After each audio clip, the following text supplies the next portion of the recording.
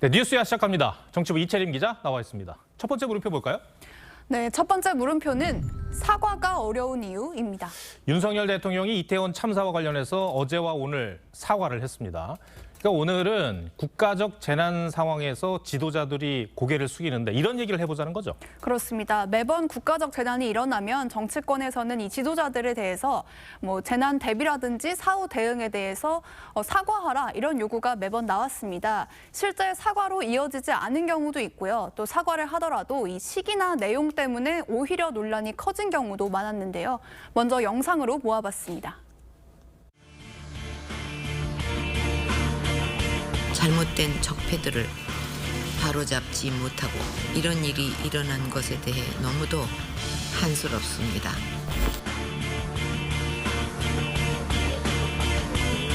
상황이 다 있긴 했는데 제가 실시간으로 다 보고를 받았고 또 파악도 다 하고 있었고. 과거에 일어났던 유사한 사고가 대형 참사의 형태로 되풀이되었다는 점에서 매우 후진적이고 부끄러운 사고였습니다. 네. 근데 사과를 하더라도 여론이 호의적이지 않은 경우가 있었어요. 왜 그런 걸까요?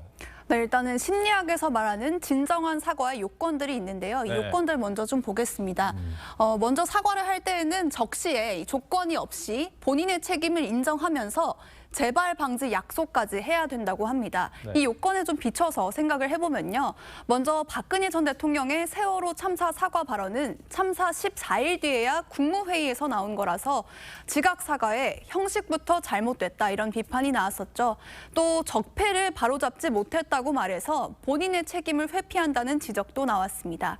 또 이재명 민주당 대표 경우에는 경기도지사 시절에 이천 화재를 인지하고도 먹방 촬영을 강행한 것에 대해서 초기에는 과도한 비난이라고 항변하다가 이 당 내에서까지 비판이 일자 뒤늦게 사과했습니다.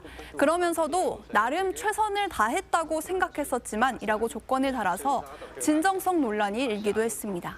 그 같은 사고 때 문재인 전 대통령이 했던 발언도 논란이 됐었죠. 그렇습니다. 이 문 전 대통령은 이천 화재 당시에 과거와 비슷한 유형의 사고가 되풀이돼서 후진적이고 부끄럽다면서도 정부의 대비 책임에 대해서는 따로 사과하지 않았습니다.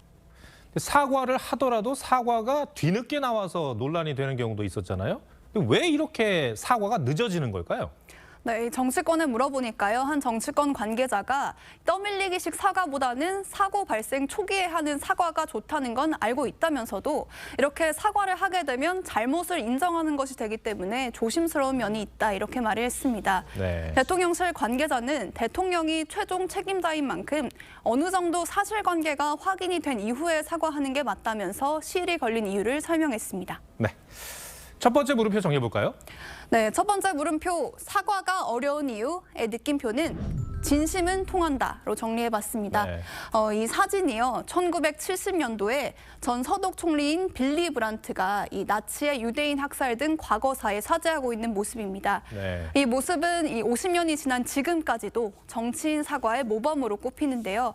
앞서 말씀드렸던 사과의 내용이나 형식 또 조건도 중요하겠지만 결국 피해자들의 마음을 녹인 건 진정성이었다는 점 다시 새겨봐야 할 듯합니다.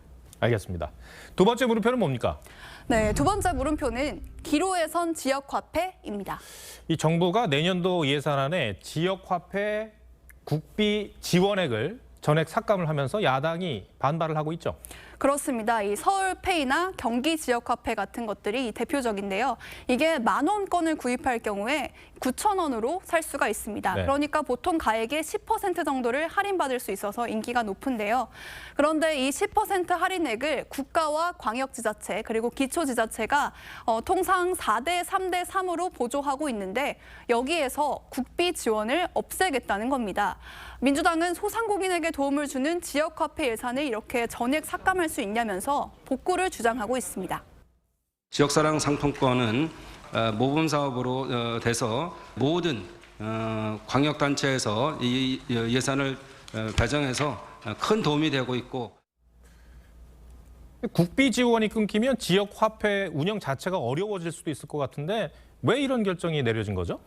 네, 2017년에만 해도요, 이 지역화폐가 발행이 되는 지자체가 한 50여 곳밖에 되지 않았습니다. 예. 그런데 지금은 발행 지자체가 200곳이 넘는데요. 그러니까 거의 이렇게 전국에서 발행이 되다 보니까 국비 부담이 2018년에는 100억 원에서 지난해에는 1조 2,500억 원대로 크게 늘었습니다. 한국조세재정연구원에 따르면 이 지원된 국비의 25% 정도가 지역화폐 운영 등 부대 비용으로 쓰이고 있다고 추계됐습니다.